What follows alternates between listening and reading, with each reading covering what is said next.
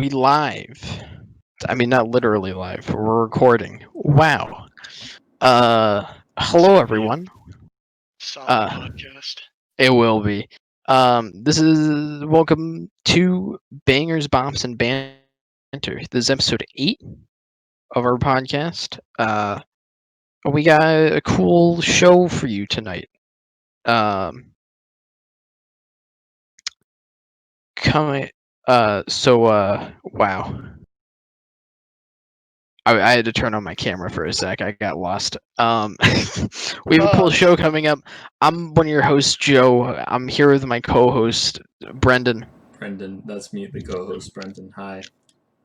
Yes. And we got a guest today. Hello, Mike.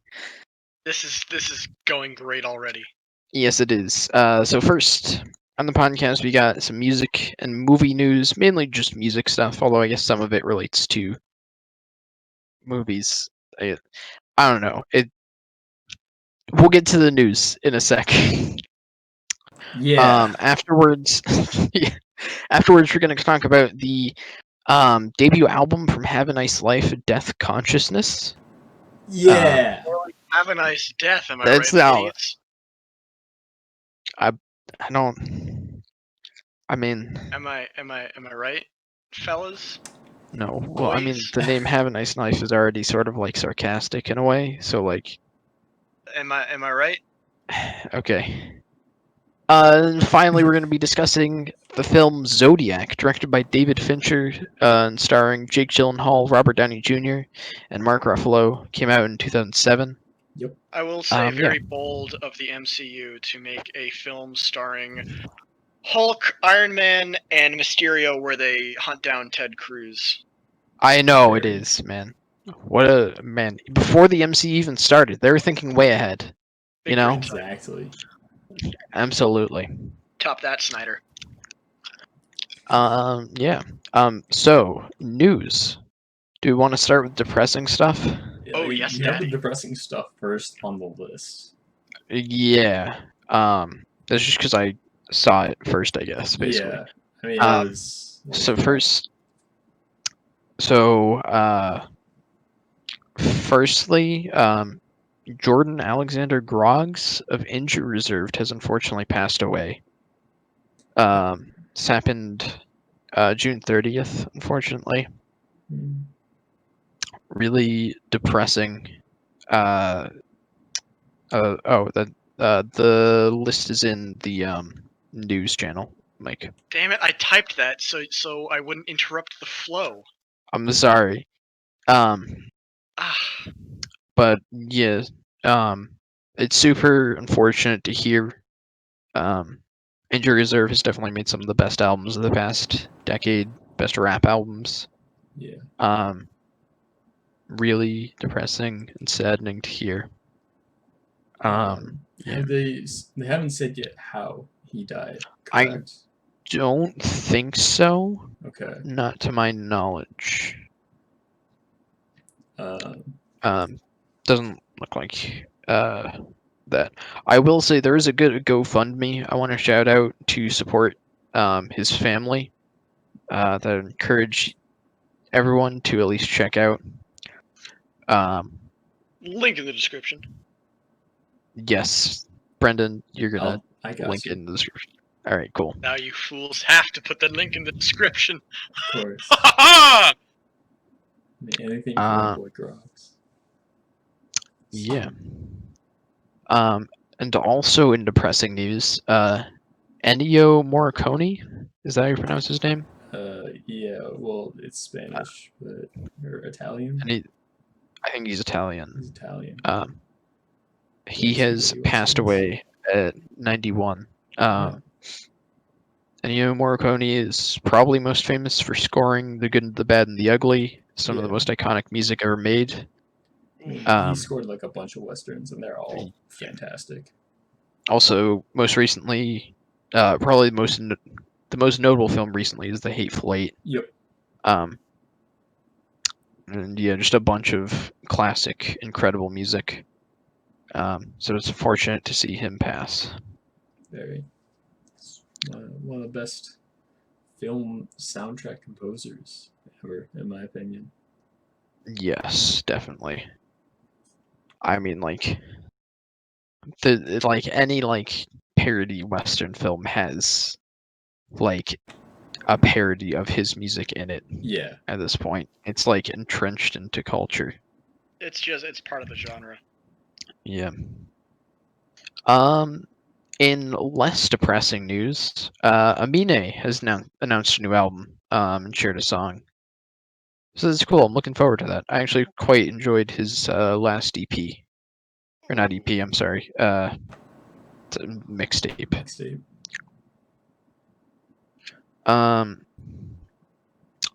Also, Elton John is being honored with his own official UK coin. How much is Oh, it it's your worth? boy.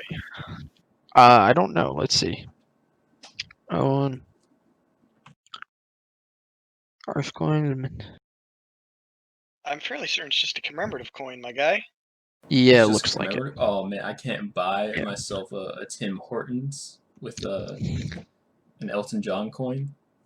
Well, Who the first off, fuck you is gonna go to absolutely Tim can, Hortons? coward. Second, why would you buy Tim Hortons? Why would you subject yourself Yeah, to that? no. Why would you tarnish Sir Elton's Did they- good name with Tim Hortons? Do they even You have Tim swine. Hortons in the UK? Is that like I a thing there? It's Don't I feel like pretty it's much mainly just a Canada thing, I thought. Yeah, It's I mean, Canada there's and some. it's northern U.S. Like they got a bunch in the Midwest. Really? Yeah, Okay. Tim Dude. Hortons is also kind of garbage, so don't Oh, go to yeah, Tim no, I've Hortons. literally never had Tim Hortons. They're awful. Lucky bastard. I swear to God, I cannot get a good donut or a good cup of coffee to save my life out at school in Michigan. It's just Tim Hortons everywhere. It's nasty. You don't have like a Yeah. Starbucks? Like Starbucks is at least decent. Okay, we got Starbucks, but like it's Okay. not Dunks, dude. It's not. It's not the same. Mm. Like out here in Newburyport, there are like 6 different goddamn Dunkin' Donuts in the city, Exactly. which is barely enough to keep up with demand, I might add. Yep. You're welcome. Fitting into well- the bit.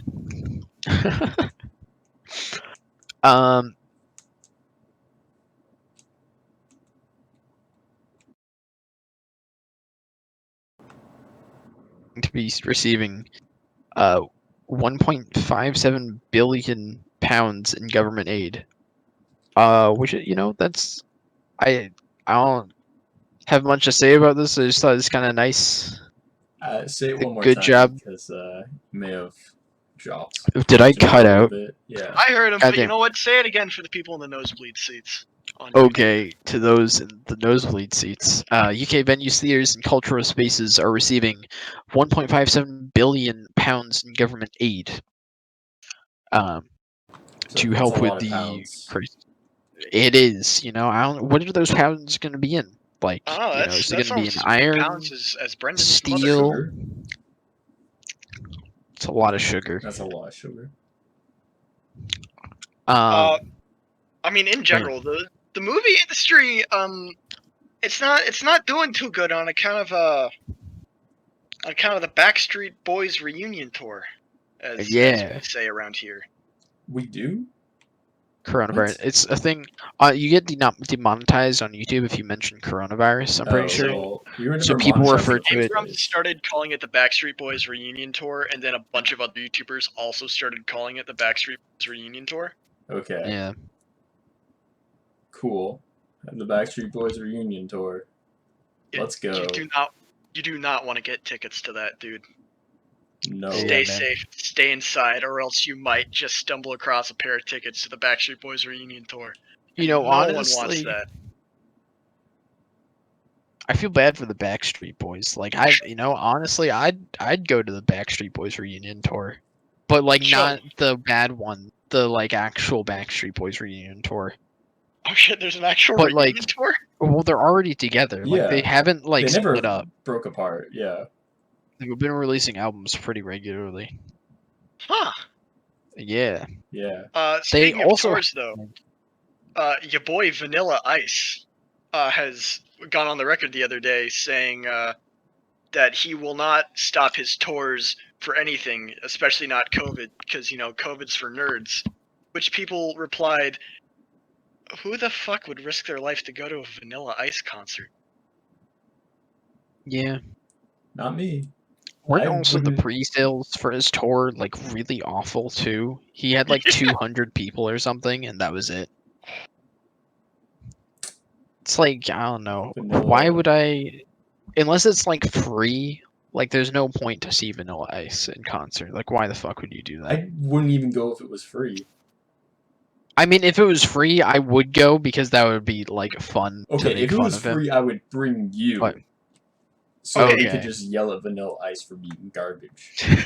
The problem is, Whoa. though, it would just be like the time we went to see Cats, where we all thought it would be like the funniest shit, And and then we wasn't. got Yeah. there, and like I was bored, Wes was horrified, Joe wanted to fucking kill himself.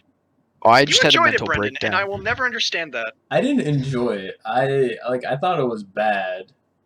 It didn't really have many redeemable qualities. Like it, Well, it he was. means in a It didn't have he any means in redeemable a qualities. he means in like a so bad it's good kind of way. But like, I couldn't even call it that. I know. Yeah. I couldn't call it so bad it's good. I wasn't. I didn't Yeah. enjoy myself. I was just tolerant, I guess. I think you were also probably excited about what was happening to me. Oh but... yeah, that was honestly the best part was Joe having a mental breakdown. Oh, you poor bastard. He's never been the same. None of us have. No, ever since I saw that degloving. Oh no. Oh, God, that is some Um, kinky shit, dude. yeah. Okay, sure. We're never yeah. having Mike on as a guest again. Really unfortunate. Just some things yeah. that he You said in shouldn't the have told me that we past. weren't live on the air anymore. Now I'm just emboldened. Did this to yourselves, honestly. Yes. Damn. Yes, you did. Alright, next to news, I guess this is sort of heavy. It's not really depressing, it's just like really funny. And kind of oof. So Ryan Adams, he's like, I don't know, he's like a folk country singer guy. I guess I don't think I'd actually heard of him I've never before heard this. of the guy. His name sounds vaguely familiar to me. His name sounds like Brian Adams, who's Oh yeah, that's why it sounds familiar. yeah, a very well known artist. But Ryan Adams says basically he was accused of sexual and psychological abuse by several women, including his ex-wife, in 2019. He like apologized on Twitter or something.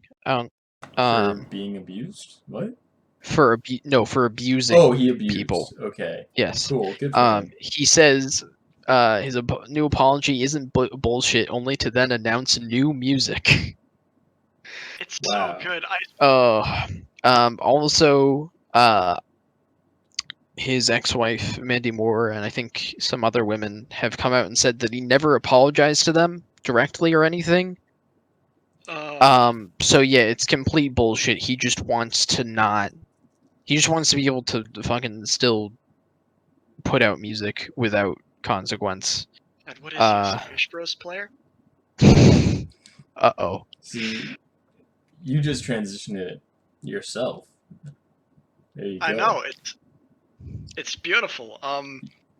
Speaking of horrible people doing horrible things to other people, of an often sexual nature. Are we doing this? Are we going over the Smash Bros shit? Like, if all like Smash players were outed as being like predators? Like, most of the top players, I think all of the top players from 2016 have gotten in trouble for. Not the Buzz. The Buzz is free. He's good. The Buzz is fine. Zero's definitely not. Yeah. Ally, Nairo, everyone is in trouble for things relating to. Ally already was. He had a Yeah. scandal way earlier and like was banned from the scene. True, but I think it's still worth mentioning because it's the same kind of scandal. It's got caught Yes. There's also a bunch of other people like Anti, and some other people that I don't know. So Relax is like especially bad. Yes, he's a lot of stuff. Just there are some people who like to laugh at the term rape culture, but like honestly, when you have this many allegations of sexual assault, abuse, harassment, rape, uh, diddling kids, don't diddle Ooh. kids. It's not hard to diddle kids. You shouldn't be either. It speaks to, hey, this might be like a bit of a bigger problem than one or two of the fellas not Yeah, being very nice. and there's definitely I want to shout out Coney, who's a Smash commentator. He has a great video kind of going over his thoughts about everything. Um, and like how to like fix it like somewhat, and why everything is the way it is. So yeah,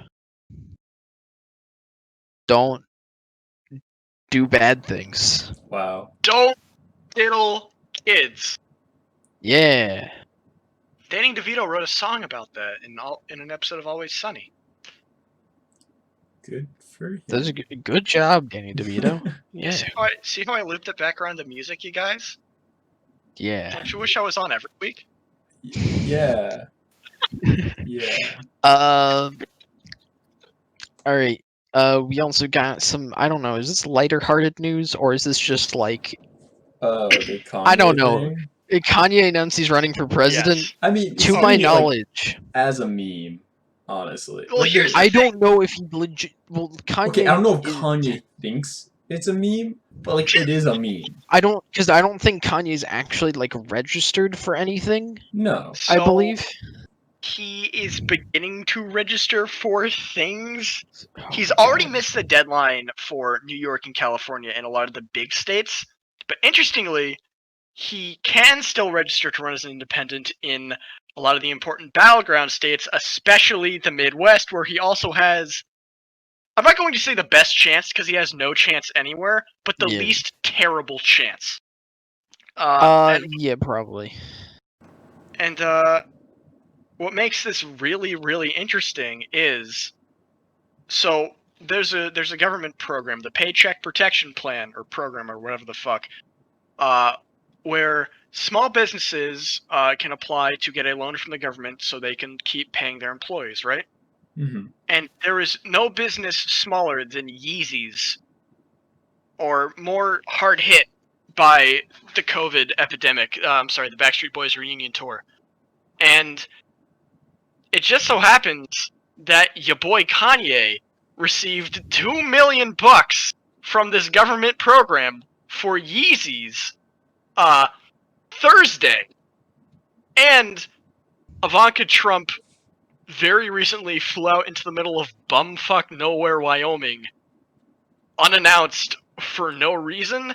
Totally nothing to do with the fact that that's where Kanye West lives, and Kanye's been a vocal ass supporter of Donald Trump for a long time. I am willing to bet that this is just a weird attempt to try to siphon votes from Joe Biden that no one's going to take seriously. I could see that. I don't. The thing is, like, I don't know how this. Like, I don't think. Well, personally, I don't think Kanye thinks it's that. No, Yeah. I'm just gonna put it out there. absolutely not. He definitely doesn't think it's that. But also, I don't even know if it would. I think it would siphon as If many it's- votes from Republicans as it would Democrats. Like, Yeah. Yeah. It's just so weird. I also really. I mean, so like, look. I kind of. On the one hand, I do sort of want this to happen because I want to see the debates with Kanye, Trump, and Yes. Biden because The it's gonna be meme hilarious. Oh my The god. funniest thing ever. I really want to hear him drop like a fucking presidential diss track. That would be hilarious. Oh my god. I also like because it's so weird. I don't think anyone is gonna take him seriously as a candidate. But No. also at this point, I don't think anyone will vote for him as a meme candidate. He'll get like some At this votes, point. but like, I was gonna I say, don't- you would be surprised at how many people I've talked to in the past few days who are like, yeah, the other candidates suck, I might as well vote for Kanye! It's like, please, no. Please, yeah, no. I mean, by that logic, you should have voted for Vermin Supreme in the 2016 election. It's like, no. I mean, a lot of these people are people who voted for fucking Harambe in 2016. So Okay, well then, Yeah. yeah, sure. You're wasting your vote anyways. I mean, right, but those wasted votes made all the difference in Michigan and Wisconsin, which are two of the states where Kanye actually, again, he doesn't have a chance, Yeah. but has a better shot at doing less hilariously poorly as he does in other states. Hmm.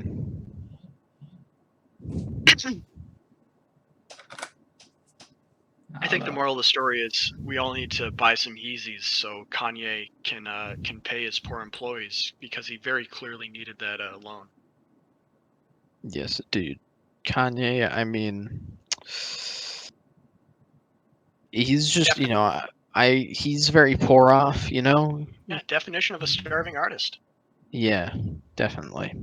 Definitely. yes.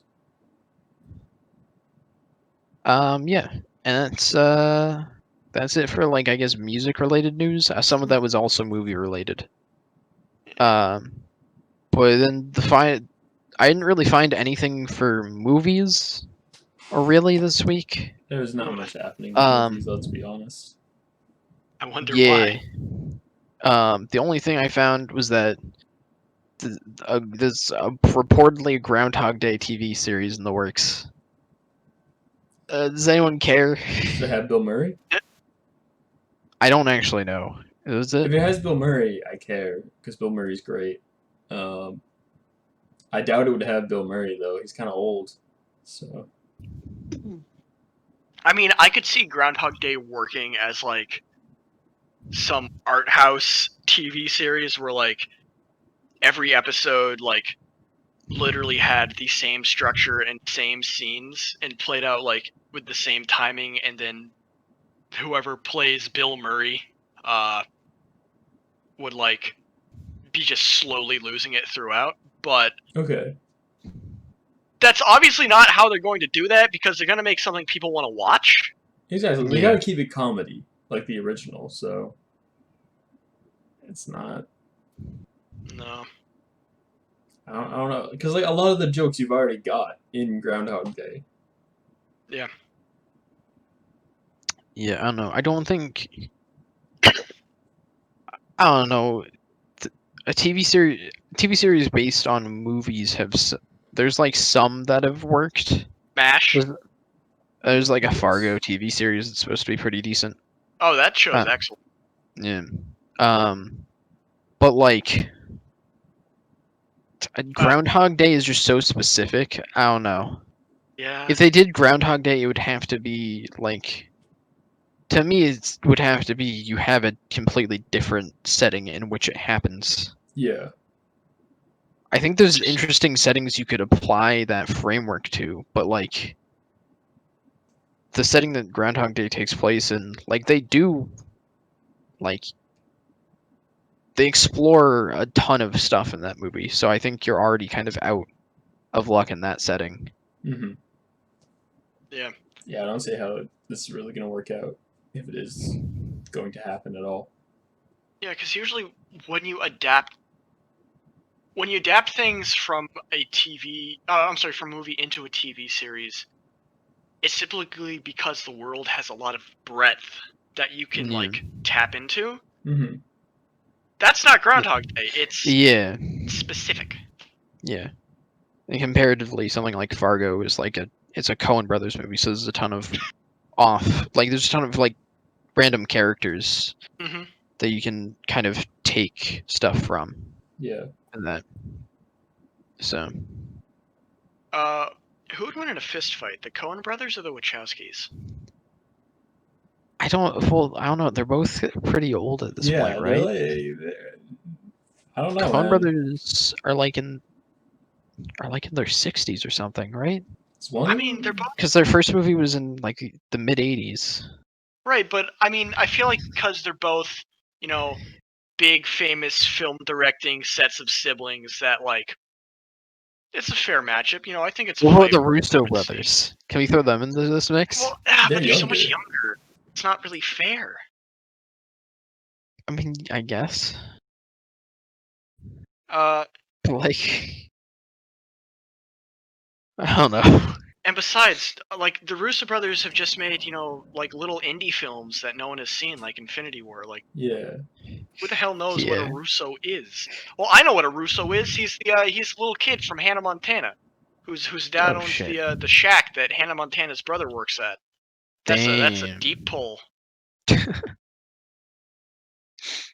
Okay, so the Wachowski sisters are like 10 years younger than the Coen brothers. Okay. So I might go with the Wachowski sisters. All right, that's Yeah. one for the Wachowskis, Joe. I kind of agree with it. Like, I don't know. The Coen brothers don't, like, hit me as being like, I don't know. They're both of them are kind of small, you know. Yes, but also like, I don't know. The Wachowskis also aren't like exactly in like peak physical condition either. Well, No. yeah, but like when you're fighting, like being like physically heavier is like very advantageous in a lot of respects. True, very true. That's why like in like MMA or something, like they have very specific weight classes. Yeah, I mean it's why I eat so much Five Guys. Yeah. No. What is it? Are you calling me out, boy? Okay. No. Moving on from that dumpster fire of a conversation. That's it for the news pretty much. Oh dang. Yeah, I don't really. Again, I don't really have. I mean, there's a lot of stuff in terms of music news, but there's not. I didn't find anything for movies really. Damn you, Backstreet Boys. Damn. Oh well, actually, there is one other thing that I didn't put in the document. It's just Tom Cruise being released from quarantine early to work on Mission Impossible 7. Yes, that's a good reason to release someone from quarantine early. Yes. Yeah, man. Tom Cruise. Who's directing that one?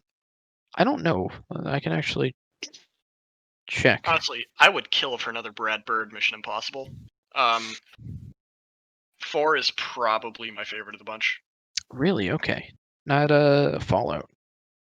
Like Fallout is good. Don't get me wrong, but what was it? Ghost Protocol, right? Was that? Yeah, I think that's Ghost Yeah. Protocol. Yeah, Ghost Protocol slaps, my guy. Okay. Uh, Definitely. Let's see. The Mission Impossible 7 is directed by Christopher McGuire. He did. He's done the past two, so okay. So they're sticking Oh. with the same guy from now on. Fair yeah. enough.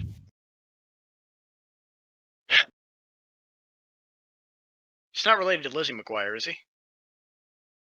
I don't think so. Damn it.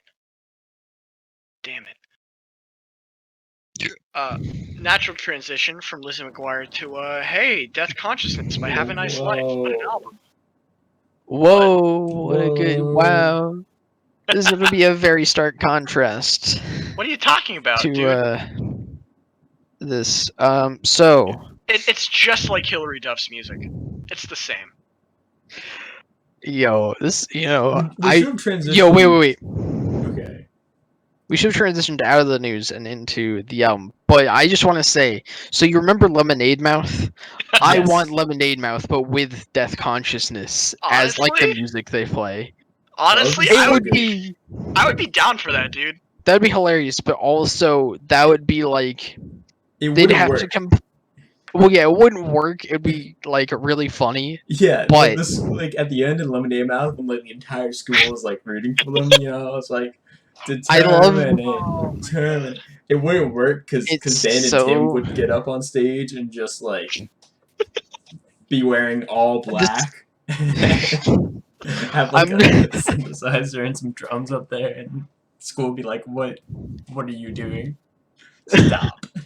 Get some help." I just since we're talking about Lemonade Mouth because I brought it up. Yes, I want to the say how greatest much movie. I hate Lemonade Mouth because it's so garbage. It's so. Honestly, okay. I- Hot take. Here's my spicy lemonade mouth take. Oh yeah.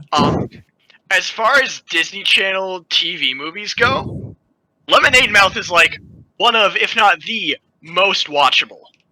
Okay. That's fair. Considering I had to give it a 2 out of 10, that doesn't bode well for the rest of Okay. them. Dude, I can sit through Lemonade Mouth, no problem. I can at least have fun watching Lemonade Mouth because it's Lemonade- so bad. It's I- so. Alright, can I just The- say, this is like a problem with Lemonade Mouth as well as like music biopics in general, where it's like they don't give a shit about the music. Yes. There's some Lemonade Mouth, my favorite biopic. Well, it sort of is in the way it's where, like, I don't know. It's like, hey, we can rebel against the school in like the most middle class America way. Like middle class kid, your life is like perfectly fine. Upper middle, yeah. Yeah, but like They put they, Haley my Kidwell parents on the don't map, though. understand me, and I hate it so much. It's like and also all the music is fucking garbage in The that music movie. is garbage. Okay. Okay, but- no, but the crush is so good. Fucking I do fire. want to say though, let's compare it to its Disney contemporaries, right? We have the two abysmal camp rock movies, right?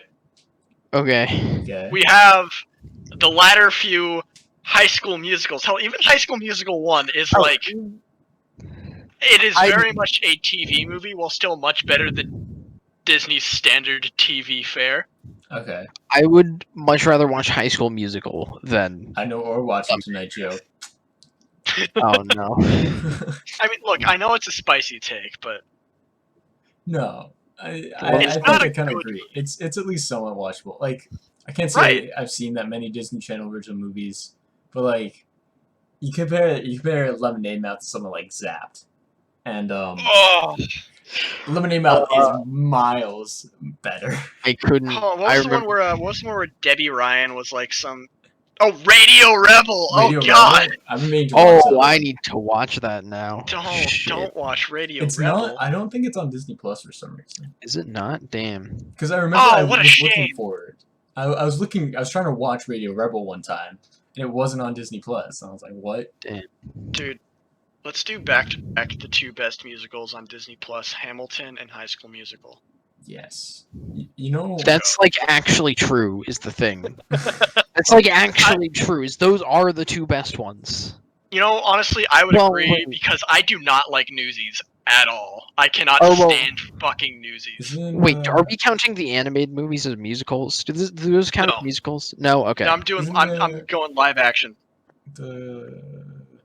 the like the Wizard of Oz one, the one with the witches? Is that one supposed to be good? Wicked? Is Wicked on Disney Plus? Is it? I would assume so. Is it not the Uh, same? I thought that Warner's owned the rights to the Wizard of Oz IP. I mean, I figured this is probably true because I figure Disney would be like, "Hey, we have the Wizard of Oz." If they did, you know. Yeah, because Wizard of Oz is on HBO Max. Characters welcome. Yeah, Bazinga. definitely. Then, how does anyone have HBO Max? Is HBO Max any good? I'm getting it as soon as I get some cash because not only do I think Warner's library for HBO Max is just more consistently not shit than Disney Plus's library. Yeah. It's also got everything from the shockingly great DC streaming service. Yeah. Like the fact that DC streaming service has as much quality content as it does is shocking to me in like a really good way. Yeah. It's a very harsh contrast with the DCEU and their like a lot of their more recent movie attempts. They've gotten a bit better. I was gonna say they've gotten a bit better. Like even so like Shazam is legitimately great. Yeah.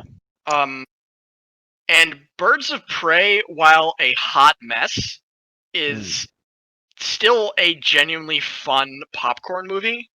It's certainly a big improvement over their previous DC like stuff like Aquaman or like Justice League. Yeah. And Wonder Woman 1984 looks like it's definitely going to be interesting. Mm. Because I mean, all the best parts of the Wonder Woman, not 1984, were the ones that like Patty Jenkins, the director, was absolutely behind, and not like all the stuff the studio wanted added to the movie to make it more Snyder-like. Yeah. Fun fact: the No Man's Land sequence. Yeah. Warner executives were adamant about cutting that from the movie, and that's like the most important scene in the entire movie. Mm. And they wanted it gone. Huh. Similarly, I'm. It has, the Harley Quinn show, which is spectacular. Doom Patrol, which is quite funny. And I'm at least curious to see what the hell Zack Snyder's Justice League is going to be. I'm honestly pumped for the Snyder Cut. I don't think it's going to be good. I think it could be an improvement over over Justice League. I mean, Okay. I don't think that's hard. Not to mention, Yeah. I'm a bit of a DC Comics simp. Mm. And they got Darkseid in the trailer, and Darkseid's like Thanos, but well written before Whoa. his film adaptation. Dude, comic Thanos is really stupid. Dude, come on, the He Thanos just wants to copter. fuck death. Okay. Don't you? Okay, look. I forgot the Thanos copter. When Thanos accidentally drops the cube and then gets arrested by the NYPD, okay, don't tell me that it's bad writing. You're right. And the Thanos You know, That copter? part is I wish I legitimately could. hilarious, though. Oh yeah, it's so good.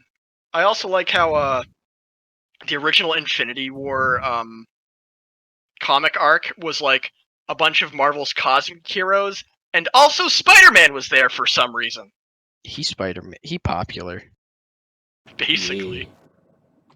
Same with okay, Marvel has a habit of doing that though, because Secret Empire, similarly, like the main Spider-Man in that storyline is Miles Morales for like the entire thing. And then the final battle, out of nowhere, Peter Parker shows up and he's like, "Hey fellas, what I miss?" Nice. It's like, stop. You're hurting me. Oof. Alright. Do we want to move on to Deathconsciousness? We got very that's what sidetracked. we're talking about. We got very sidetracked. I'm still a proponent of Deathconsciousness and Lemonade Mouth, alright? Oh, absolutely, dude. But Yes.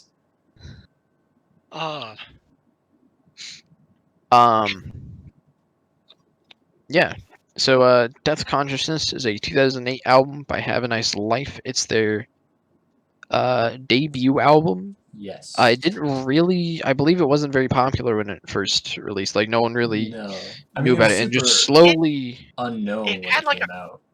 Yeah. It had a cult following on like 4chan's slash No, memes well, board, but like that's 4chan. that was And that well, came no, after. that was how it gained popularity. Is it Was gained it? popularity through like the music board and 4chan? Slowly became a lot more known. Yeah, it became a cult classic. Mew When it is was released, practically nobody knew about this album.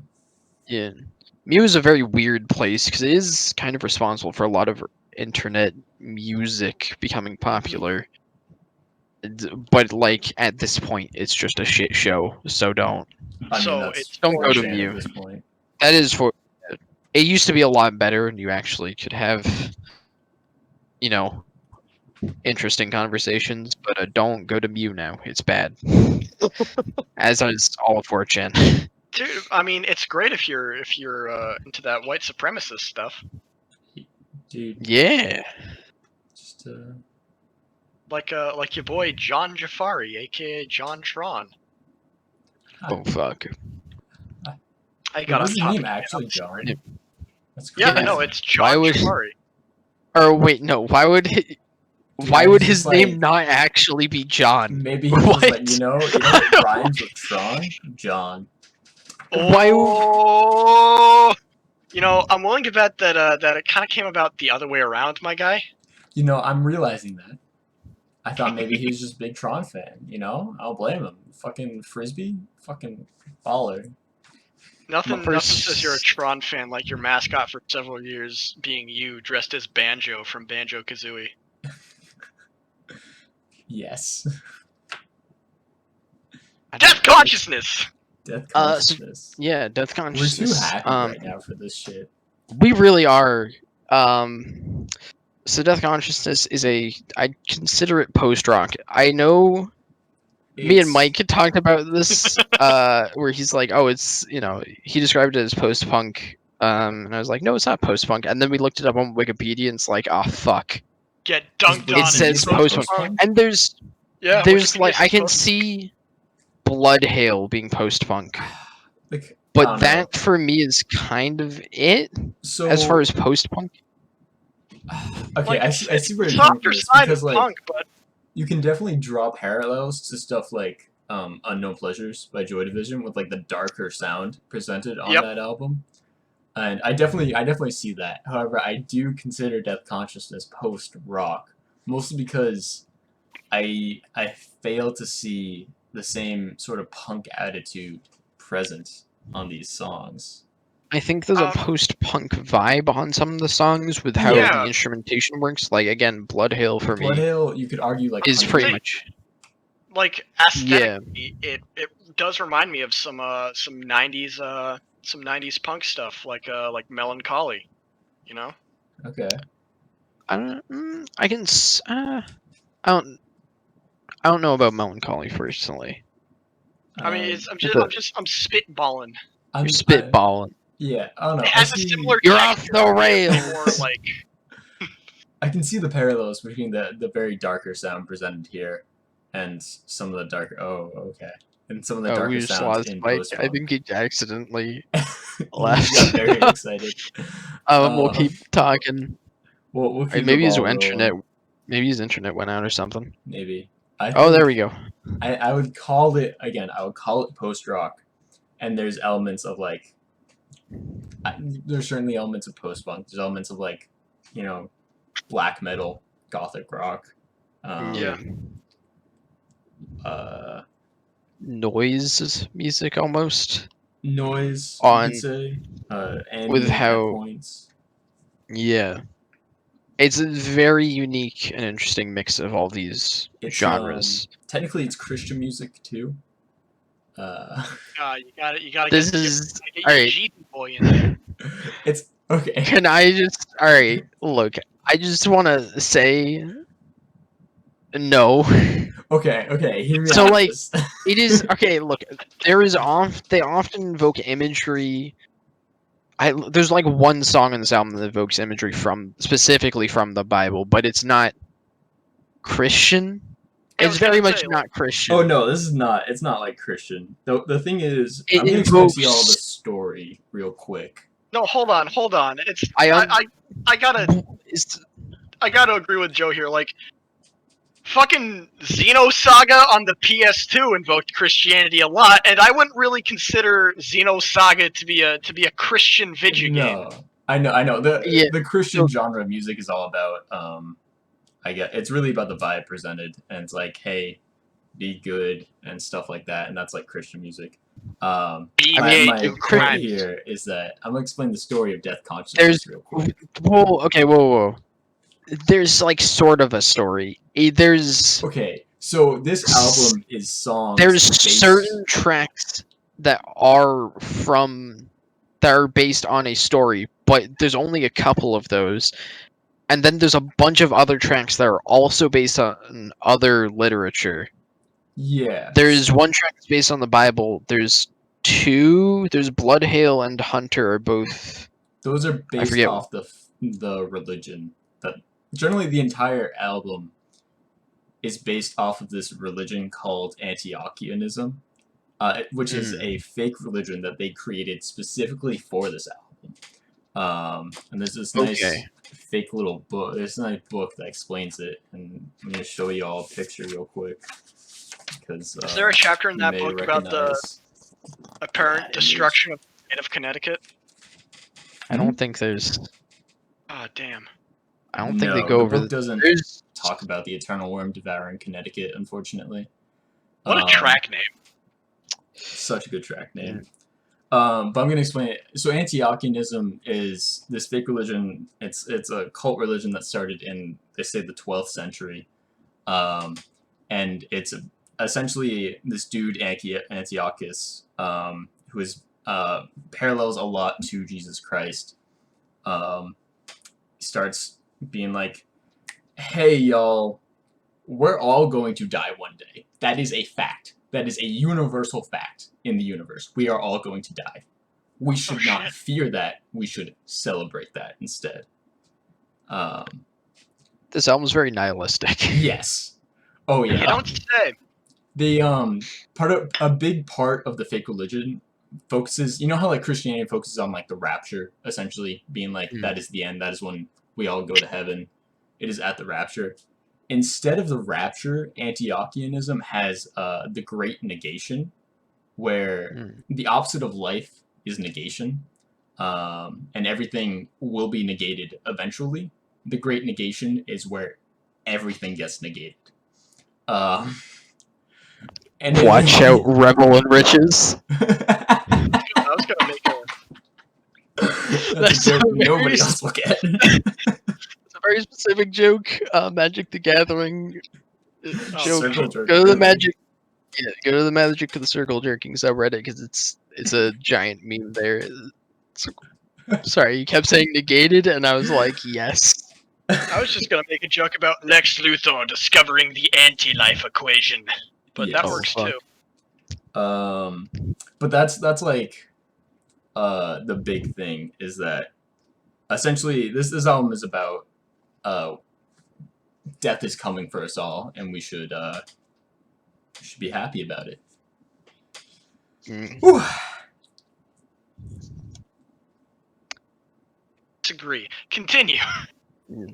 I also want to say there's a lot of imagery, or there's also references to just other media. I mean, the song "Holy Fucking Shit 40,000" is yeah. is a reference to Warhammer, which feels very appropriate because of the world of Warhammer, Mhm. which is Yeah. just like fucking endless, like Bleak as all killing. hell. Yeah. Yeah.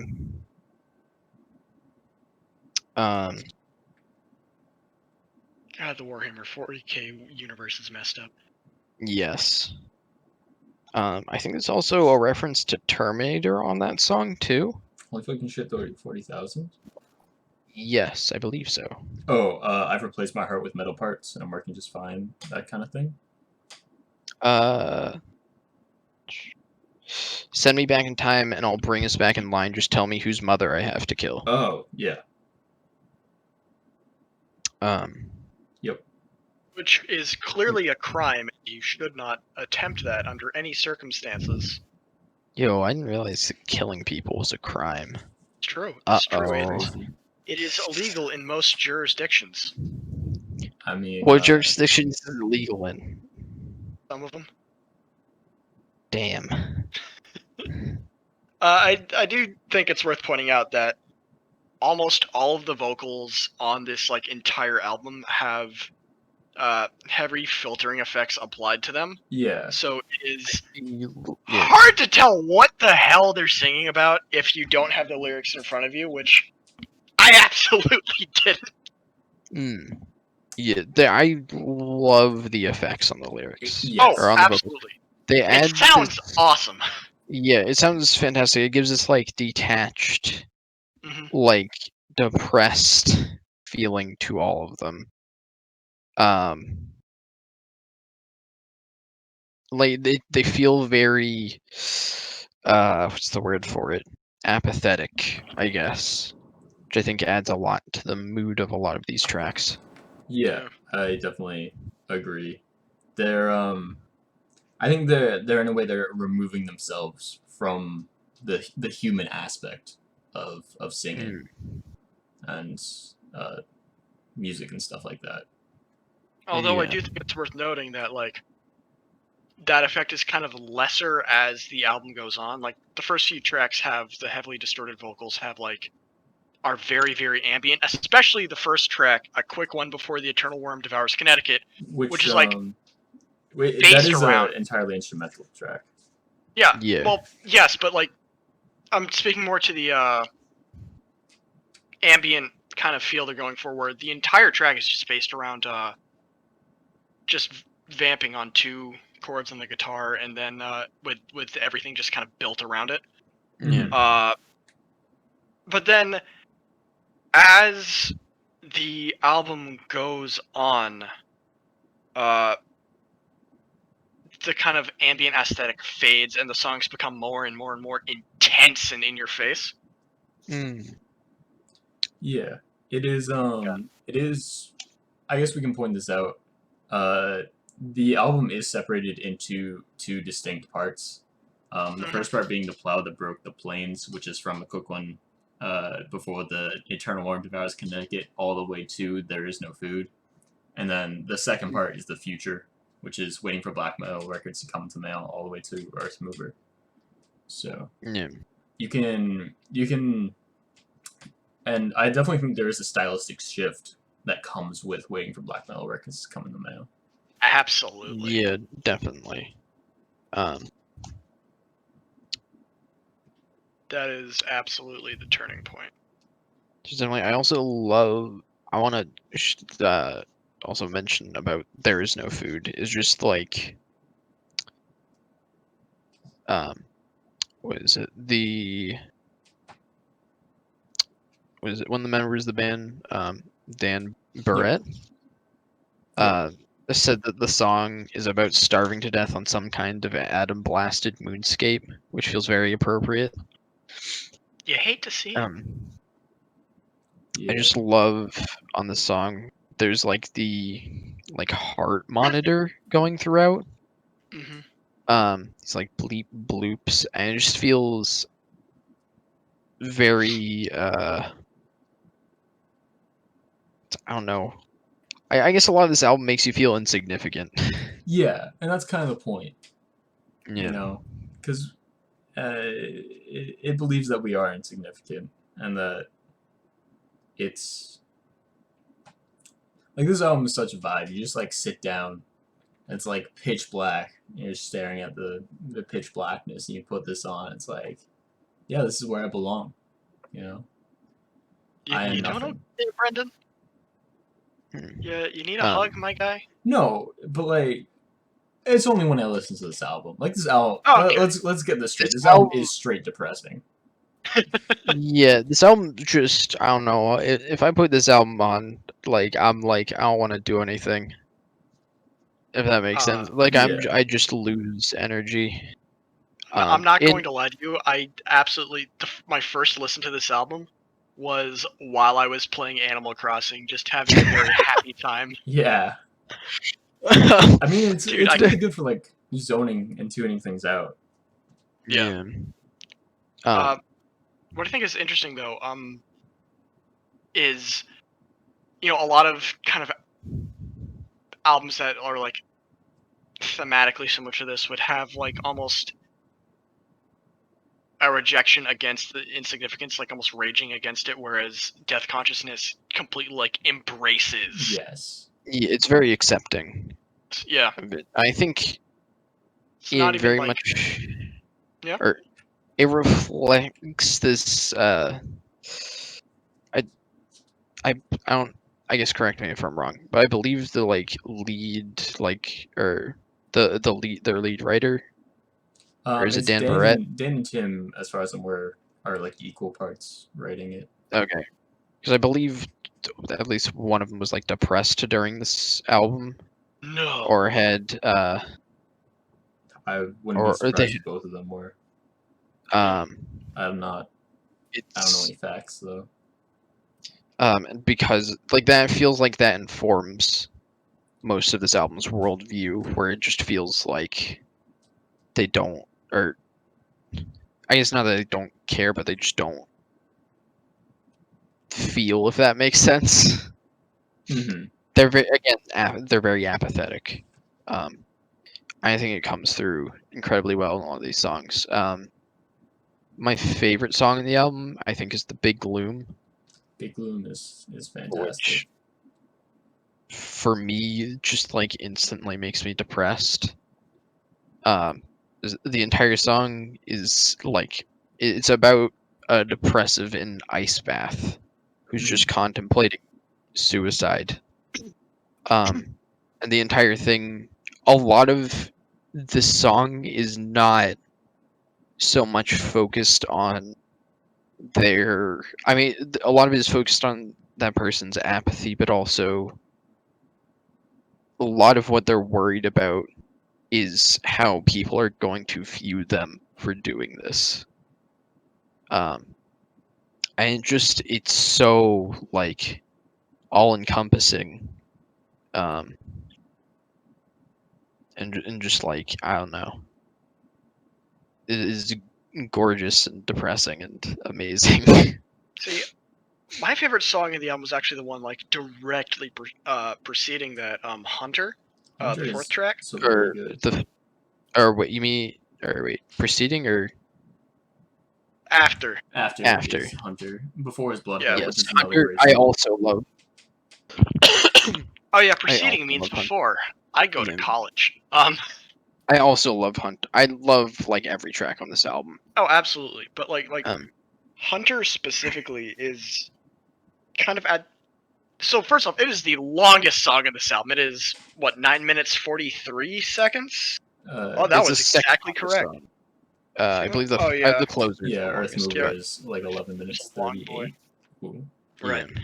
But it starts off like a very, very almost, for lack of a better term, unassuming track. It really sinks into the background even more than like Connecticut does. But Yeah. around the 2/3 mark in Hunter, it just explodes Yeah. into this just intense piece that is just magnificent. Oh my Yeah. god. Just like these like super sharp echoey guitars, Mhm. and these like piercing drums throughout. It's like absolutely fantastic. Um, but also I want to mention this is I guess one of the I don't know. I think I'd argue most of the songs are like a story, but this is This directly one, relates to Blood Hail. yeah. Whereas in Blood Hail, what happens is I believe a hunter builds a stairway to heaven. Not like the Yeah, song, but like, these are and then all things like in the fake religion. And the hunter and the yeah, arrowheads are all symbols of death and yeah, stuff like that. he basically shoots God out of the sky, I believe. Hmm. And this track, it's God to fall into the earth, I guess, Laying like down at his talking. feet. It doesn't, Yeah, Hunter doesn't necessarily make reference to God. It could be interpreted as just any prey, essentially, to the hunter. I guess that's true. It feels very much like it follows Blood Hail. Yes. But I this song has just like um was it the song has just like some very brutal lyrics in Hunter? a way that feels Yeah. Oh, yeah. Hunter, yeah. Like your violence always wins the day. Um, then like the final line, which is comes a bit before it like explodes, is just the hunter does us all a great service, and we've done so much to deserve it. Yeah. Um, yeah, Yeah, fun stuff, huh? God, what an wow. anime. What an uplifting feel good time.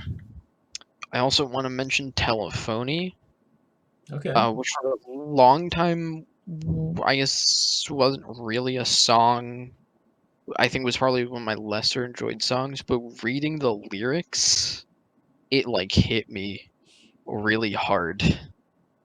Because Do tell.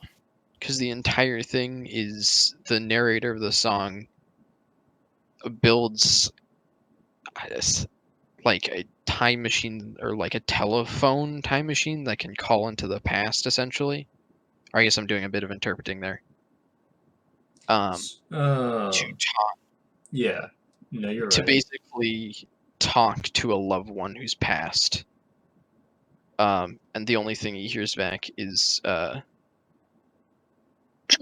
when the world hates a body, it just throws itself away to a place where our hands can't reach, and it's just it hits so hard, man.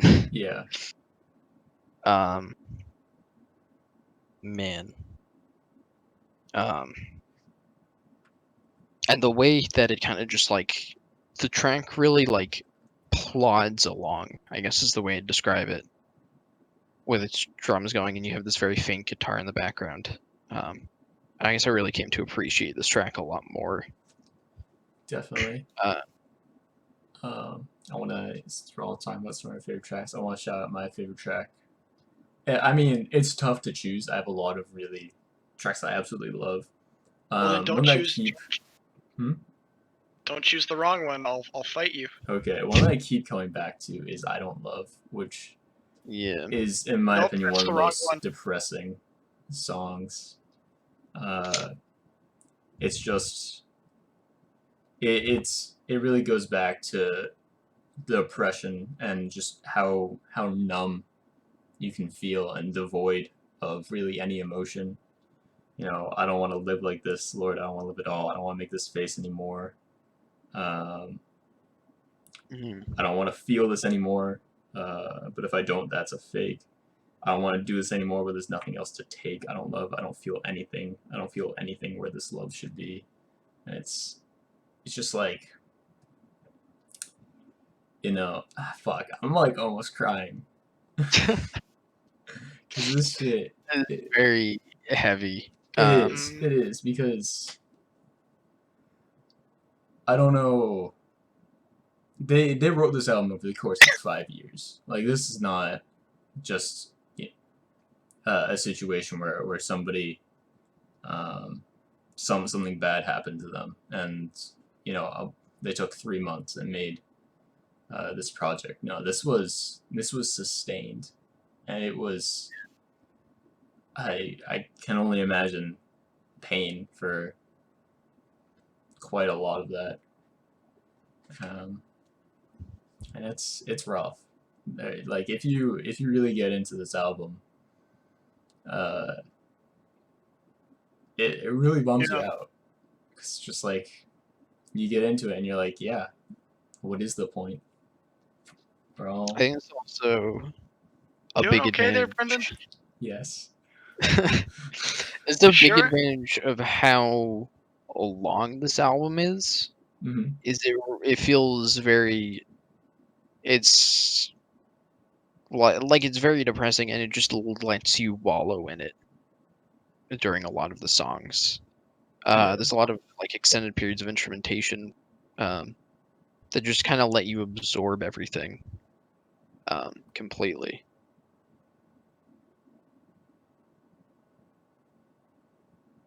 Yeah. I mean, okay. I dead ass forgot what I was going to say. 2 words into that sentence. Okay. I'm a I great. mean, I'm a great guest. It's okay. you're doing good. Don't lie to me, Oh, Dad. don't I'm never worry. gonna go back to anything. Wow. Uh, All right. Is there video for these, by the way, when they go up on No. YouTube? There's no. Ah, We do not record video. dang! No one will get to see that disgusting, disgusting face. Thank God. So basically, my face. Let's go. Uh-oh. Depression time. Also, Depression time. I thought it already was depression time. yes, this is It's depression more time. depression time. All right, I'm gonna bring it back out of depression time real quick because I Coward. want to not be depressed anymore. I gotta say my Fucking favorite thing about coward. this album. If you go, they put out a little booklet that describes the religion, the fake religion that goes along with this album. At the back, they have a section that's it just talks a little essentially some liner notes for the album. It says create over a 5 year period stretching from late 2002 to late 2007. All songs on the plow that broke the plains and the future written by Dan Tin. Blah blah blah blah. Lists some websites. It has enemieslist.net, which is their labels website, and also has myspace.com/haveanicelife. So y'all can go Yo, check let's out go Have a Nice Life on MySpace. MySpace. I'm sure Hold They're on. it's probably I need MySpace to is see still if it's around, still right? active. Pretty sure Have MySpace is still around. nice life. I think I tried going to myspace.com/have a nice life and it was no longer anything there. Yeah. MySpace still exists. It's mainly just like music, I think, or something. Wow, this is a empty ass page. Yeah. Oh, it's almost like the album. It's just Shit, devoid of you're right. anything. You're right. All right. I feel like we should have some closing remarks. Closing events. I've always like loved this album, but I think like listening to it more intensely, just like looking at the lyrics and everything while I listened to it really like amplified it, I guess. Yeah. In a way I wasn't expecting. Previously, I would have given it like I would have given it like a 9.5, but it's a 10 for me now. So Totally 10 out of justified, 10. honestly. Yeah, This you album, go. like, Sorry. I don't know, this album takes me to a place I don't think any other album really takes me. There's just like feeling of like complete apathy and like depression. Yeah. You go ahead, Mike. Well, I was gonna say, I mean, I agree. This album is absolutely spectacular. I would give it at least a 9 out of 10. Again, it's very much worth noting that, unlike Joe, I did not have the lyrics in front of me either time I listened to this album in preparation for today's podcast. So I am not as well versed on the theming of the album. So if I was, I probably would rate it higher. As a vibe-tastic post-punk album, I would give it a fucking 9 out of 10. It's great. Wow. Yeah, this album is incredible. I certainly do wholeheartedly recommend it. Despite you don't even have to look into it that much. It's not like the lyrics are long. You know, they're not spouting entire books over here. They are very poetic. They're very beautiful at points. And I do also just completely love this album. I'm also at like a 10 with this. Like, this album's incredible. Wow. Wow. Wow. That was fun. I'm glad we revisited this. I got a lot more out of it this time around. It's also beautiful listening art. to it. It does. It has amazing album art. Beautiful. Yeah. So in that case, fellas, is it time to talk about Ted Cruz Power Hour? Let's go from yeah. depressing music to incredibly suspenseful movie. Yes. We're gonna be talking about David Fincher's Zodiac. So this is a movie directed by David Fincher. It came out in 2007. 2007. Damn it. Deathconsciousness 2008. Damn it. It has, I believe the writers for the script. I have the Blu-ray for Zodiac, like the director's cut Blu-ray, so it has a bunch of extra features that are really cool to see. So the script writers sent this to David Fincher because they were like, he made, he's a serial killer guy. He made 7.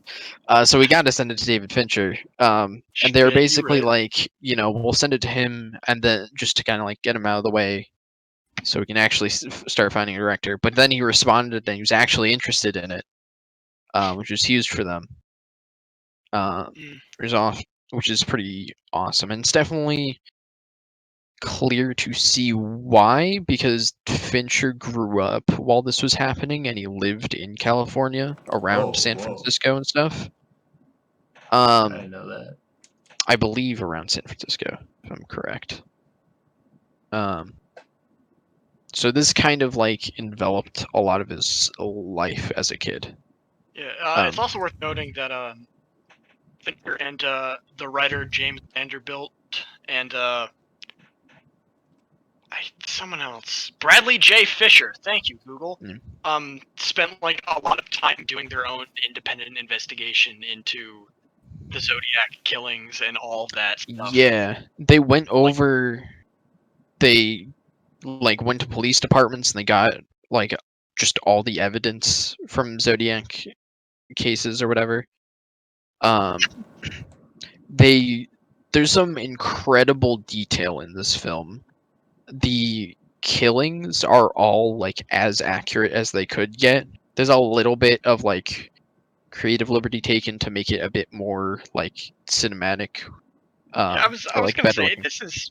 this is still a movie. It is not 1-to-1 by any means. Yeah, it's not 1-to-1, but it's very impressive how. Like, I mean, I guess it makes sense because David Fincher is a very detail-oriented director. Infamous for it. But like, so like all of like the clothes that the characters are wearing are exactly what they wore when they were attacked by the Zodiac. The way in which the killings are happen is also like as accurate as possible.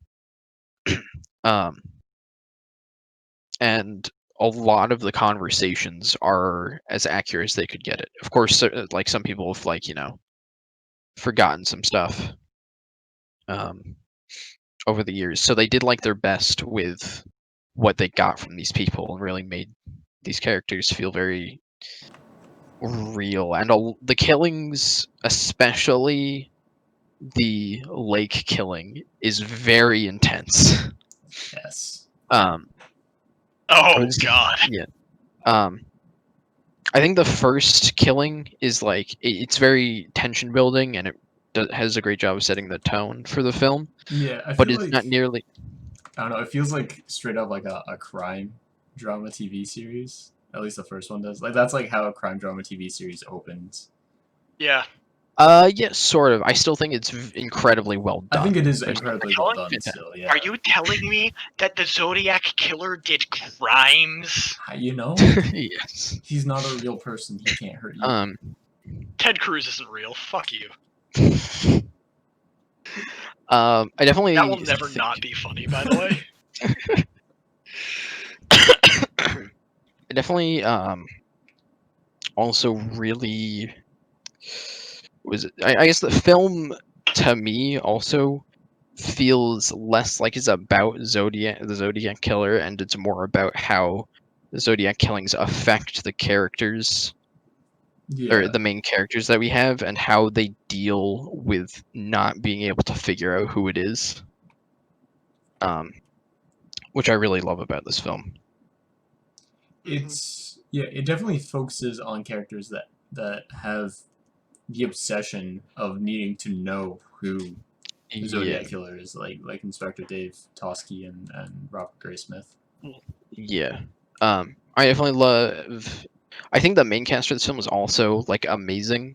Yes. I think they all do an incredible job with the material. I mean, Jake Gyllenhaal has like, I don't know. Jake Gyllenhaal has quickly become one of my favorite actors.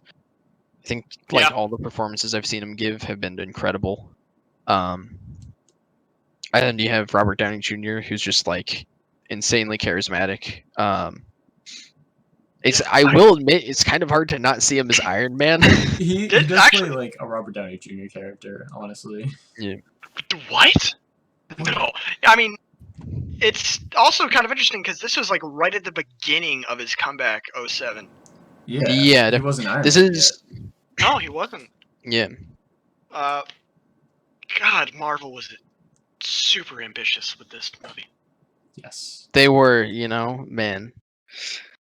Hulk, Iron Man, and Mysterio try to figure out who the Zodiac killer is. Okay, honestly though, you know the like Marvel What If series they're gonna be doing on Disney Plus.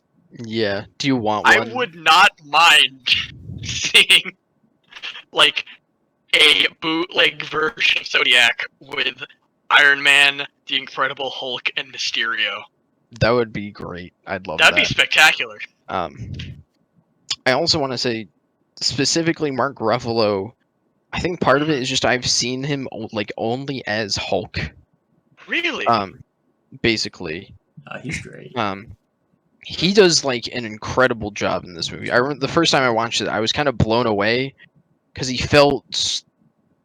I won't say his performance in Marvel is like bad. It's like it's a decent performance most of the time. Given But what he has it's to work, yes. yeah, but it's not like this movie really shows me how good of an actor he is. Yeah. Like he God, just Marvel like wastes goes with it. so much talent. Yeah. Um. Yeah. Um. I also want to talk about the effects in this movie. There's a fuck ton of VFX, as I mean, David Fincher is fairly famous for using a ton of VFX, but in ways that aren't noticeable. Mm-hmm. So like all the blood in this movie is CG. That's all Oh VFX. god, yeah. And the shattered glass and stuff, everything that would be a pain to clean up between Yeah. takes is CG, because David Fincher is a goddamn madman. Yeah. And like it's insane because it looks real. Like literally all of it like looks believable. Yeah. Even the shots that are obviously VFX still look incredible. Like the San Francisco Bay shot. And you have that time lapse of the what is it? I don't know the building name. The big San Francisco building. Yeah. The pyramids. San Yeah, no, Francisco I know what you're pyramid talking building. about. That shot's great. I love that shot. Yes. It's incredible. It's such Although a There's clever way of also showing time passage. yes. Yeah. That's something that there's definitely that's an aspect of this movie that I really love is the way it shows time passage because there's a lot the way it shows time passage but also like San Francisco's kind of transition Mm-hmm. throughout the years is really great. And I think also there's also a ton of shots that you wouldn't think are VFX that are. So do you remember when Dave Toschi is investigating the cab driver shooting? Yeah. All of like the backgrounds are VFX. Oh. That's all CG. Yep.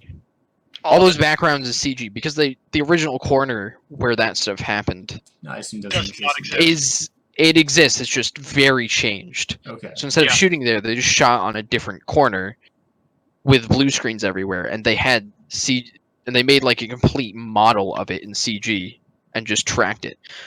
But the thing that's like really impressive is that entire sequence is handheld, Mhm. which makes it like insane. How good like the backgrounds look because you don't notice it. No. And there's like other things like there's a motorcycle goes by that's VFX. There's a police car in the background that's VFX, and you just don't notice it at all. It's insane, and I would also like to point out that Fincher's incredible attention to detail makes him a pain in the ass to work with. Yeah, there are definitely He does a ton of dozens and takes. dozens and dozens and dozens of takes of everything. Yeah. I know there are times where they do like there's been times in his movies where he's done 100+ takes of something. Yeah, although I believe the record for most takes of a single shot still goes to Kubrick for the staircase scene in The Shining. Yeah. Movie trivia. Wow. Uh, It definitely yeah. Yeah. yeah. Yeah. Yeah. Yeah. Yeah. Yeah. Yeah. Yeah. Yeah.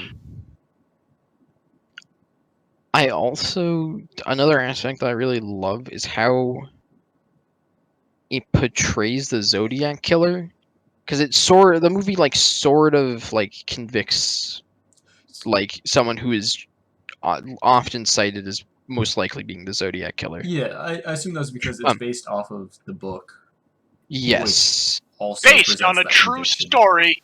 Yeah. Yes.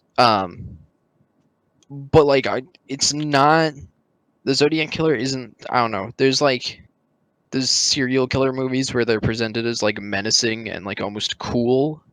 And that's not the case. Like the Zodiac killer, the guy who's seemingly the Zodiac killer is like a pedophile and he lives in like a disgusting trailer and stuff. Um I don't know. I just like I don't know. I really like that aspect about this. Is where it's like the Zodiac. It helps somewhat demystify the Zodiac killer, which I like. Because Petra is a mysterious figure indeed. Yes, he is. Of course. I also want to say the guy who plays Arthur Lee Allen, who's again the movie kind of convicts him as the Zodiac. The guy who plays him also plays Norm in Fargo. I just want to say that. I'm sorry, when And you said Norm, my mind immediately went to the and robot from Phineas and Ferb. See, Oh, mine okay. went to Norm of the North. Yes, So- that's what I was thinking. But he plays Norman Fargo. I just want to shout out to that actor because he's completely different in Fargo and he's amazing in Fargo. Man, that actor can Yeah. act. He can. Wait a minute. I wonder. Hey, fellas? Yeah. I think that's why they call them actors. I don't think so. Damn, dude. Coincidence. Okay.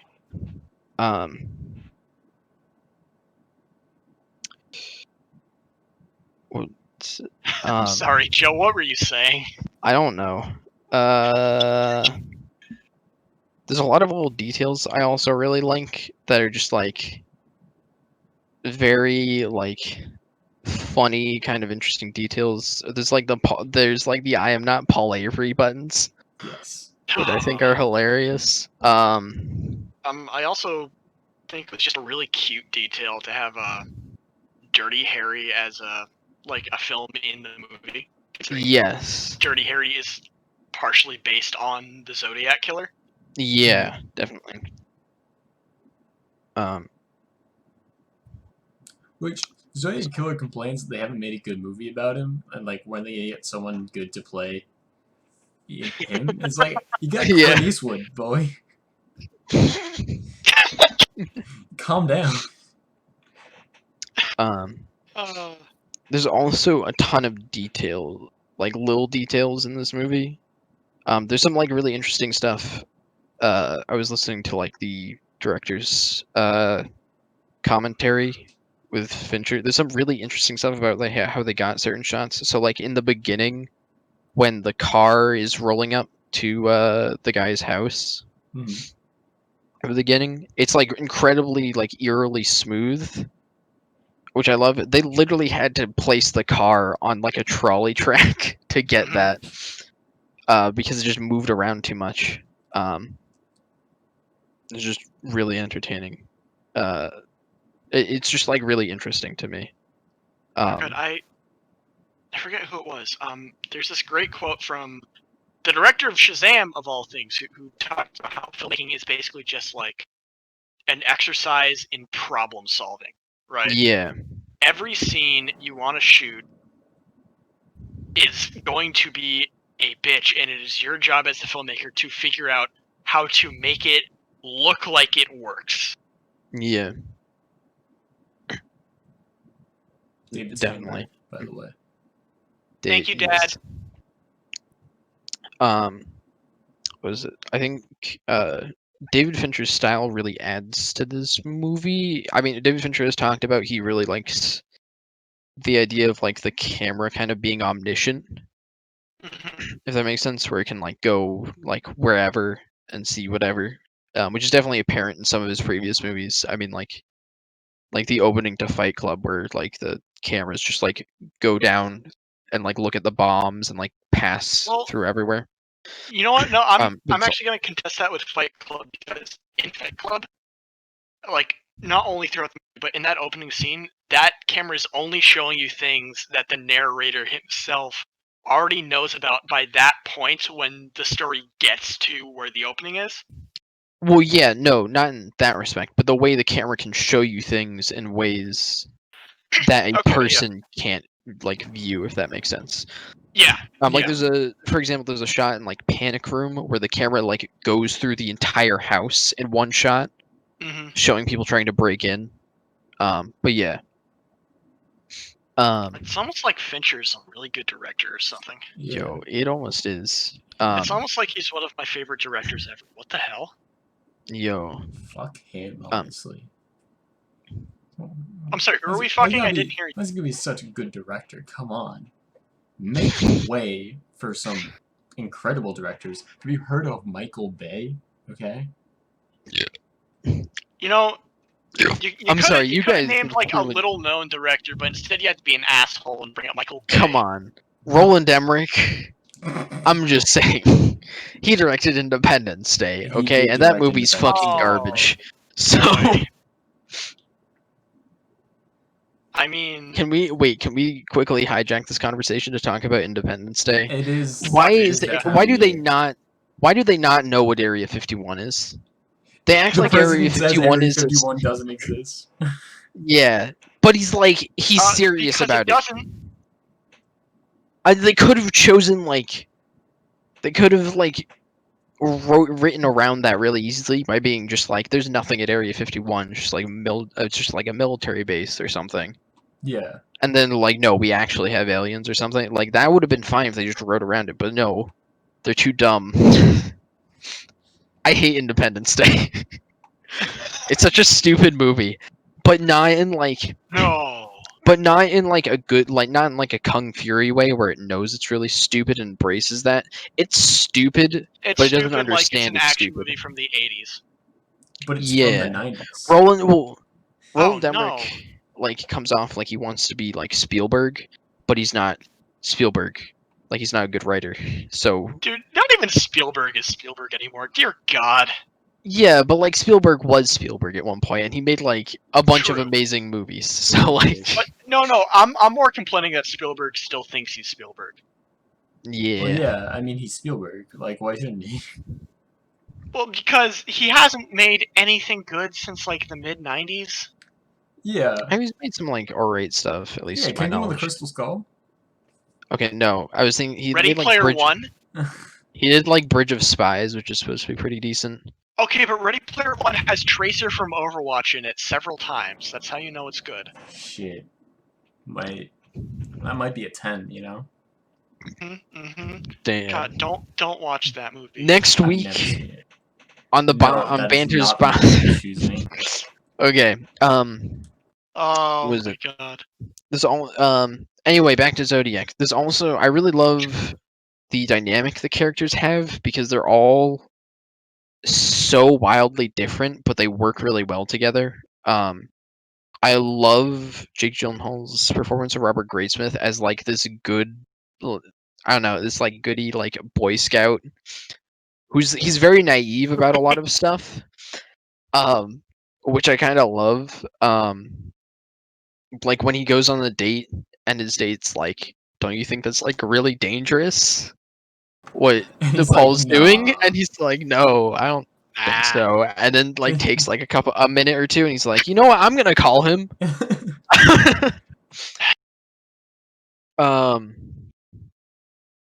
I just I don't know I don't know the way the film also depicts how like this unsolved case gets to everyone for me is what makes it so good. Yeah. Yeah. With Paul basically becoming like an alcoholic, or I guess he kind of already was an alcoholic, but like I a was gonna say, non-functioning alcoholic. uh, And basically just like not being able to deal with it, and Dave just moves on and it's like I can't anymore, if that makes sense. He kind of becomes Yeah. somewhat apathetic towards it. He just realizes he has other stuff he has to deal with. And then Robert becomes just completely and totally obsessed with it. And I think like the last third ish of the movie dealing with his obsession is like probably my favorite part because it just gets I guess what I love so much is like as Robert becomes more and more obsessed with trying to figure it out, you kind of also become obsessed with trying to figure out who it is. Mm-hmm. Because like as you're watching, you start like trying to piece things together. You're like, wait, what about Maybe this? the real Zodiac killer was the friends we made along the way. Maybe. You know, can't rule it out. Yeah. Wow. So, Wow. Joe, what would you give this movie? What would you give this movie? This is personally my favorite Fincher movie, at least that I've seen so far. Ooh, Uh, them's fighting words. Them's fighting words. This fighting words. I'll fight you. I'll fight you. Club. Oh shit. Ah! Yeah, this movie's. I think this movie's a 10 for me. This movie, I just like. This is like my favorite. Like, I it's a serial killer movie, but like, again, the focus is not really the Zodiac. It's on how it affects everyone involved with the case. Yeah. So yeah. I am going to give it a 8.5 out of 10. Okay. I think it's really, really excellent. But I also don't think it is necessarily one of Fincher's. No, like it's okay. It's one of Fincher's best movies, but I don't think it's Fincher's best movie. If that makes any sense. Yeah. In part just because, frankly, I got a bit of a bias. While I love seeing the character study aspect of this film, I've never been big on whodunits. You know, even whodunit, you never find out whodunit in the end. Whoa. Maybe the real dunit was the friends we made along the way. Whoa. It's like the third time you've made that joke. As the second time, motherfucker. I'll make it Can I again. ask, are there any other Fincher movies you'd put above Zodiac? Fight Club. Other than Fight Club, I mean. No. No? I just really like Fight Club. It's like Zodiac is excellent, but Fight Club is like, mwah. Personally, I'm a fan of this movie. I like it a lot. I do think it has some very, very good, very suspenseful moments. I I think sort of the genre it's in does hold it back for me though. Like I feel like there are just some things that are just like kind of I've seen it before in like crime dramas and stuff like that. But still a very good movie. I'm at like an 8 out of 10. Wow. Like, okay, I will say, do crime dramas have a similar premise? Yes, but also, what would you rather watch? An episode of SVU or Criminal Minds or Zodiac? No, I'd rather watch. Like I okay, said, I'd rather watch Zodiac. Don't get me wrong. Yeah. But I don't know. I just like there's things I've seen before, and it's not as fresh as I feel it could have been. Yeah, I will also say I think I gave a bit of away because even though I just said I don't usually love whodunits, my favorite film of 2019, hands down, is Knives Out. Like, have you guys seen that movie yet? No. Not yet. You should maybe do that for future It's Bangers, free on Bops. Amazon Prime. I don't have Amazon Prime. But you cannot be cowards and watch it. Money. Just rent it for like $3. You will play. That's Coward. so much money. It's $3. I have $2. Fuck. Oh no! You could get Taco Bell. Ooh. Oh. Okay. Yeah, that's Zodiac. It's a good movie. Would So, recommend. Check it Zodiac. out. Highly recommend Zodiac. Yeah. I give it a classic out of 10. Wow. Okay. Wow. So that brings us, I guess, to the end of our podcast. Yeah. So we got some stuff. Brendan, what are you recommending for next week? So for next week, the album that we're listening to is "License to Ill" by Beastie Ooh. Boys. Ooh. And the movie, this is a bit of an odd pick. I've never seen this movie. I've been reading Is about it it. Lemonade Mouth? No. Ah, I've been reading about it. It seems to be, people have generally liked it. It seems interesting. It's, Melvin Goes to Dinner. Melvin Goes to Dinner. Yeah, it's also like a movie that nobody knows about, so should be interesting. Okay. huh. Is this on? It's on What is it Netflix. on? All right. I will Cool. post it in chat. I will. No, I'll post it. I'll get the movies. Oh, yeah, I'll get the album then. Wow. I would like to say one more thing before we go, if that's okay. Hey Joe. Yeah. If Zodiac is so much better than Fight Club, then how come it doesn't have a song by the Pixies as its credits music? Well, because Zodiac is hurdy-gurdy, man. It also has Marvin Gaye in it, actually. So It does have Marvin Gaye. When Marvin yeah, Gaye came you on, should I was like, whoa. Okay, fair. get fucked. Yeah. But where is my mind, Joe? I can't find it anywhere. Have Well, you tried looking in your head? Oh, Thank you. Any closing there it remarks? We should end this now Yep. Yeah. before we get Goodbye! Yeah, we got. Yeah. Have wow.